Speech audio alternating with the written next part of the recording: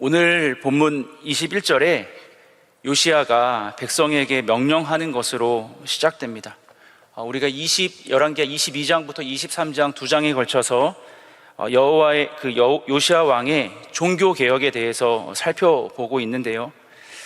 요시야 왕의 그 평가를 한 절로 나타낸다면 22장 2절에 열왕기하 22장 2절에 이렇게 되어 있습니다. 요시야가 여호와 보시기에 정직히 행하여 그의 조상 다윗의 모든 길로 행하고 좌우로 치우치지 아니하였더라.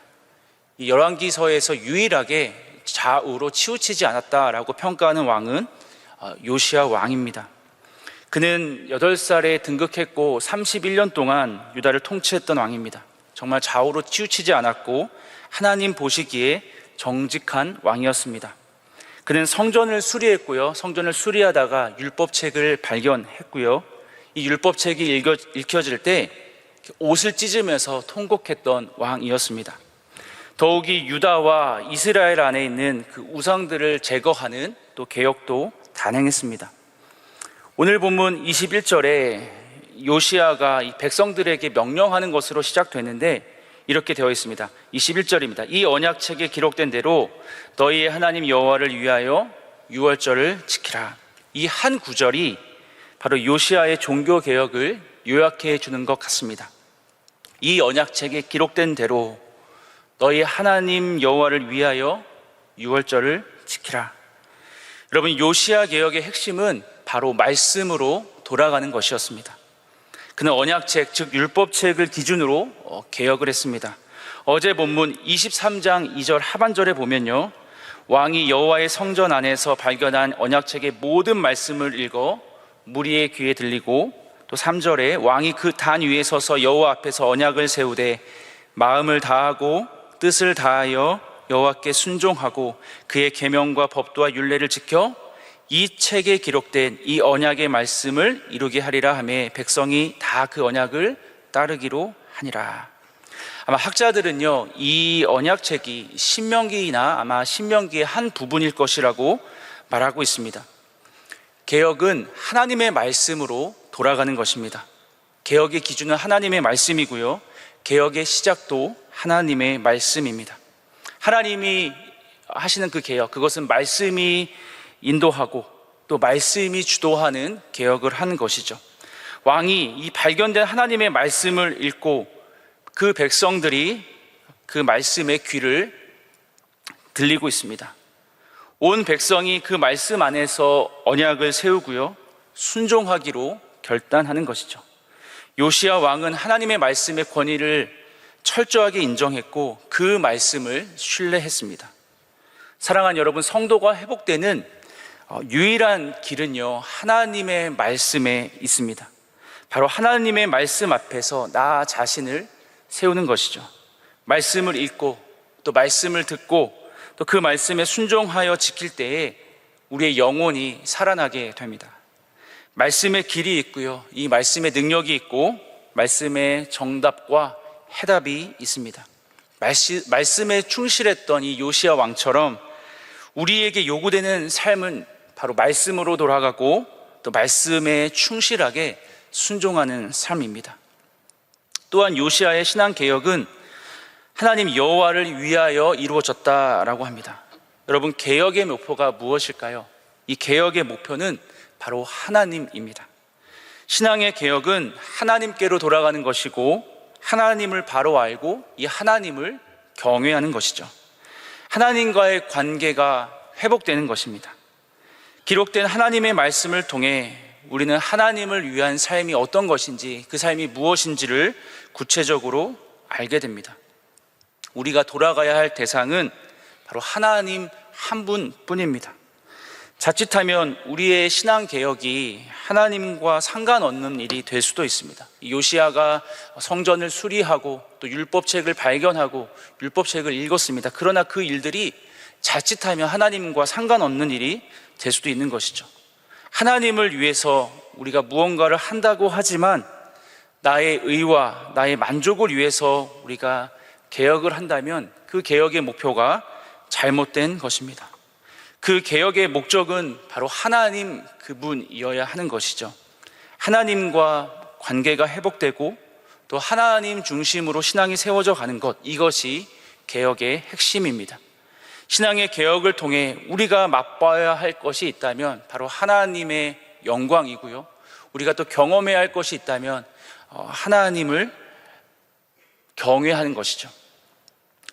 여러분, 요시야가 기록된 말씀대로 또 여호와 하나님을 위하여 했던 것이 무엇입니까? 바로 유월절을 지킨 것입니다. 바로 하나님의 말씀을 실천한 것입니다. 하나님께서 우리에게 말씀을 주신 것은 그 말씀을 아는 것으로 끝나는 것이 아니라 그 말씀대로 지켜 실천하라고 주신 것이죠. 여러분, 유월절은 무엇이죠? 우리가 잘 아는 대로 애굽의 장자를 멸하는 그 하나님의 진노가 이스라엘 백성들에게는 임하지 않고 그들을 넘어간 것, 유월한 것을 기념하는 절기입니다. 이 유월절을 지킨다는 것은 무엇입니까? 바로 하나님의 구원을 기억하고 기념하는 것이죠. 바로 유월절을 통해 이스라엘은 자신들이 하나님께 선택받은 민족임을 알게 되었고요, 또 하나님의 은혜로 말미암아 어린 양의 피로 구속받은 언약 백성이라는 사실을 확인했던 것입니다. 유월절을 통해 하나님의 구원이 얼마나 위대한 일인지를 깨닫게 되는 것이 바로 유월절이고 유월절을 지키는 것이었습니다. 그래서 요시야가 유월절을 지킨 것은 바로 요시야의 종교개혁의 절정이라고 할 수 있습니다. 유월절을 지킨다는 것을 오늘 우리에게 적용해 본다면요, 바로 하나님의 언약을 회복하고 기억하는 것이죠. 유월절 어린 양을 통해 하나님의 그 구원 사건, 예수 그리스도를 통한 그 구원 사건을 우리가 기억하고 기념하는 것입니다. 내가 하나님의 은혜로 구원받은 자라는 사실을 기억하면서 감사함으로 예배하는 것이죠. 22절은 이 요시야가 유월절을 지킨 것이 얼마나 중요한지를 이렇게 표현합니다. 사사가 이스라엘을 다스리던 시대부터 이스라엘 여러 왕의 시대와 유다 여러 왕의 시대에 이렇게 유월절을 지킨 일이 없었더니, 역사적으로 이스라엘 백성은 사사 시대부터 유월절을 제대로 행하지 않았습니다. 북이스라엘과 유다의 여러 왕들도 이렇게까지 유월절을 지키지 않았습니다. 그러나 요시야는 이 율법에 기록된 대로 유월절을 회복하여 지키게 합니다. 그는 정말로 하나님 보시기에 정직했고요, 무엇보다 말씀대로 살았던 왕이었습니다. 특별히 23절은 유월절을 지킨 해가 바로 성전에서 율법책이 발견된 해였다고 말씀하고 있습니다.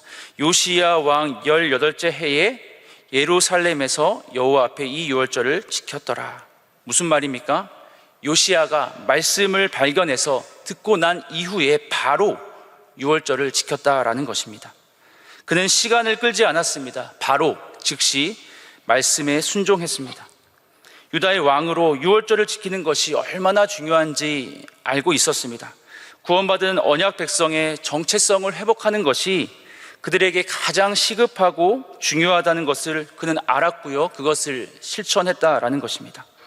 사랑하는 여러분, 말씀대로 산다라는 것은 들은 말씀을 즉시 실천하는 것입니다. 나의 생각과 판단과 경험을 가미하지 않고 하나님 말씀 그대로 순종하는 것입니다. 이게 바로 말씀대로 사는 것이죠. 사랑하는 여러분, 하나님의 말씀에 즉시 순종하시기를 축복합니다. 이게 가장 큰 복입니다. 이것저것 재지 않고 말씀 그대로 받고 말씀에 엎드리고 말씀을 실천하는 것, 이것이 말씀대로 사는 우리의 삶이다라고 할 수 있습니다. 그러면 우리도 자로나 우로나 치우치지 않고요, 하나님 앞에서 정직하게 살 수 있습니다. 24절과 25절은 요시야가 행했던 나머지 개혁이 등장하는데요, 바로 우상을 제거하는 것입니다. 24절에 보시면요, 예루살렘에 보이는 신접한 자와 점쟁이와 드라빔과 우상과 모든 가증한 것을 다 제거하였다. 이는 대제사장 hil기야가 여호와의 성전에서 발견한 책에 기록된 율법의 말씀을 이루려 함이다 라고 말씀합니다. 여러분, 여기서도 공통적으로 등장하는 것이 무엇이죠? 바로 기록된 율법의 말씀을 이루려 했다는 것입니다. 기록된 율법의 말씀을 지키기 위해서 그는 우상과 가증한 것을 다 제거했다라고 말합니다. 어제 본문인 23장 1절부터 20절까지의 내용도 우상을 제거하는 내용이 나옵니다. 이것은요, 예루살렘 성전을 중심으로 나라 전역에 있는 우상들을 제거한 내용입니다. 표면적인 우상들을 다 제거한 것이죠.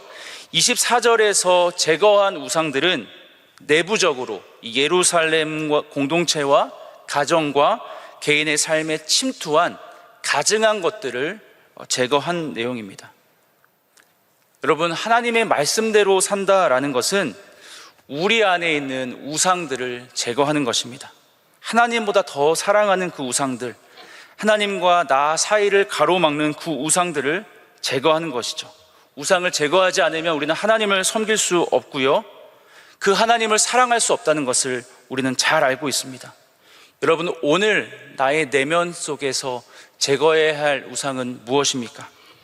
하나님과 나 사이를 가로막은 그 우상은 무엇입니까? 오늘도 예배하는 가운데 하나님의 말씀 앞에서 깨닫게 해주시는 그 우상과 그 모든 가증한 것들을 다 제거하시는 하루 되시길 주님의 이름으로 축복합니다. 25절은 요시야를 향한 열왕기 저자의 마지막 평가입니다.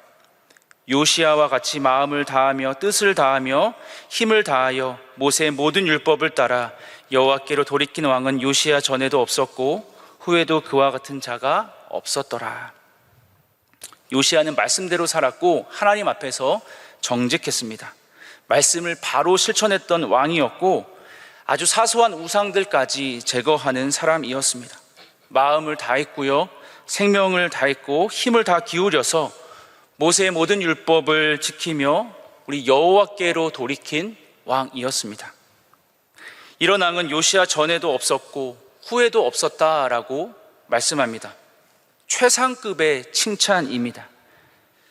우리도 이 요시야 같이 인생을 살아가다가 인생의 마지막 순간에 이렇게 최상급으로 하나님의 평가와 칭찬을 받기를 축복합니다. 마음을 다하고 생명을 다하고 힘을 다 기울여서 말씀대로 살았다고, 매 순간 여호와께로 돌이켰던 한 사람의 성도였다고, 그렇게 우리도 하나님 앞에서 인정과 칭찬받는 삶이 되었으면 좋겠습니다. 그러나 이런 요시야의 종교개혁이 있음에도 불구하고 유다의 운명은 하나님의 진노와 심판을 피할 수 없었습니다. 26절에 보시면 그러나 이렇게 시작하죠. 그러나 여호와께서 유다를 향하여 내리신 그 크게 타오르는 진노를 돌이키지 아니하셨으니 이는 므낫세가 여호와를 경노하게 한 그 모든 경노 때문이라. 여호와께서 이르시되 내가 이스라엘을 물리친 것 같이 유다도 내 앞에서 물리치며 내가 택한 이 성 예루살렘과 그 이름을 거기에 두리라 한 이 성전을 버리리라 하셨더라. 요시야의 종교개혁 이전부터 하나님께서 작정하신 대로 유다를 심판하시겠다고 하시는 것이죠. 바로 요시야의 할아버지였던 이 므낫세가 저지른 죄가 너무 컸기 때문입니다. 요시야의 순종과 개혁에도 불구하고 내적으로 깊이 병든 유다를 근본적으로 바꾸어 놓을 수는 없었다라는 것이죠. 므낫세에게 가져온 이 종교적인 타락과 이 도덕적인 부패의 영향에서 벗어나지 못했던 것입니다. 그래서 26절의 표현대로 그 크게 타오르는 진노를 하나님께서 돌이키지 않으셨다라고 하고, 27절의 표현대로 이 성전을 버리시겠다고 하십니다. 하나님이 이스라엘을 멸망하신 것처럼 바로 유다도 멸망하게 하시고 예루살렘과 그 성전도 버리겠다라고 하시는 것이죠. 한번 선언된 하나님의 심판의 결정이 바로 인간의 노력과 개혁에도 불구하고 결국은 하나님의 뜻대로 진행되는 것을 볼 수 있는 대목입니다. 28절 후로는 요시야의 죽음을 기록하고 있습니다. 여러분, 요시야는 어떻게 죽었죠? 요시야는요, 이 무너져가는 아수르 왕을 도우러 가는 이 애굽 왕 바로 느고에 의해서 무깃도에서 39세에 허무하게 전사합니다. 굉장히 이른 나이죠. 위대한 개혁을 이루었던 유다의 왕 요시야였음에도 불구하고 그의 최후는 안타까운 죽음으로 생을 마감합니다. 그러나 그의 죽음은 하나님께서 열왕기하 22장 20절에 말씀하신 대로, 약속하신 대로 유다에 임할 재앙을 직접 보거나 경험하지 않는 것이었기에 이 요시야의 죽음에도 하나님의 은혜가 담겨 있다라고 할 수 있습니다. 여러분, 오늘 본문을 이 요시야 왕을 그리스도 중심적으로 한번 우리가 생각해 볼 수 있는데요. 사실 요시야 왕은 그 앞에 악했던 아몬과 므낫세와 비교하여서 하나님 앞에서 정직하게 섰던 왕이었습니다. 그가 율법에 순종하며 율법을 지켰고요. 그가 유월절을 회복한 것도 바로 선한 왕이었음을, 정직한 왕이었음을 보여주고 있습니다. 우상들을 제거했고요. 마음과 생명과 뜻을 다해 하나님께 헌신한 이 요시야의 모습을 통하여서 우리는 요시야 왕이 바로 예수 그리스도를 예표한다라고 볼 수 있습니다. 요시야의 종교 개혁과 이 유다 예루살렘에서 우상을 제거하고 하나님의 율법을 따르려는 모습이 바로 예수 그리스도를 예표한다라고 할 수 있지만, 그럼에도 불구하고 유다는 하나님의 심판을 면할 수 없었습니다. 무엇일까요? 이는 인간 왕과 인간의 개혁이 아무리 철저해도 완전한 구원을 가져올 수 없음을 보여주고 있습니다. 요시야의 개혁은 칭찬받을 만했지만 일시적이었고요, 불완전했습니다. 궁극적이지 못했습니다. 이는 결국 완전한 구원과 참된 그 하나님 나라를 가져오실 그 메시아 예수 그리스도를 바라보게 하는 것이죠. 예수 그리스도의 필요성을 강조하고 있는 것입니다. 또 하나님은 므낫세의 죄악 때문에 유다에 대한 심판을 결정하셨지만, 궁극적으로는 이 심판을 넘어서 구속을 이루실 계획을 갖고 계셨습니다. 이 구속의 계획, 이 구원의 계획은 바로 예수 그리스도 안에서 성취되는 것이죠. 예루살렘의 멸망과 유다의 심판은 바로 메시아를 소망하게 하고 메시아를 기다리게 하는 것이죠. 이러한 심판조차도 그리스도 안에서 완성된 구원을 가리키고 있다라는 것입니다. 그래서 26절에 나온 크게 타오르는 진노를 바로 메시아 그리스도께서 십자가에서 다 받으셨고요, 27절에 나오는 그 성전의 멸망을 통하여서 예수 그리스도께서 진정한 성전이 되시는 것을 우리 가운데 말씀하시고 보여주셨습니다. 또한 요시야는요, 무기또 전투에서 죽음을 맞이했는데요, 이 요시야의 죽음은 유다의 운명에도 어떠한 영향을 미치지 못했습니다.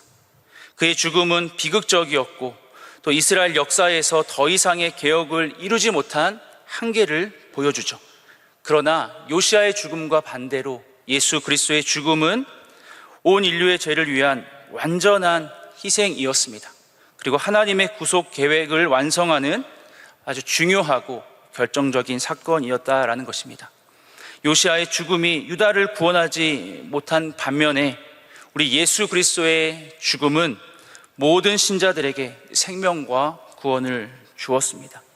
사랑하는 여러분, 말씀대로 산다라고 하는 것은 말씀의 권위 앞에 말씀의 순종함으로 실천하는 것이고요, 동시에 우상들을 제거하는 모습으로 드러납니다. 더욱이 말씀대로 사는 것은 모든 율법의 완성이시며 하나님께 철저하게 순종하신 이 그리스도를 절대적으로 의존하고 신뢰하는 삶으로 드러난다라고 오늘 본문은 이야기하고 있습니다. 우리의 영원한 왕 예수 그리스도만을 바라보시고 우리의 진정한 왕, 그 유일한 왕 예수님만을 사모하시며 그분의 통치를 받는 복된 인생 되시길 주님의 이름으로 축원합니다. 오늘 주신 말씀을 붙잡고 우리 함께 기도하시다가 삶의 자리로 자유롭게 돌아가도록 하겠습니다. 주여 한번 부르고 기도하겠습니다.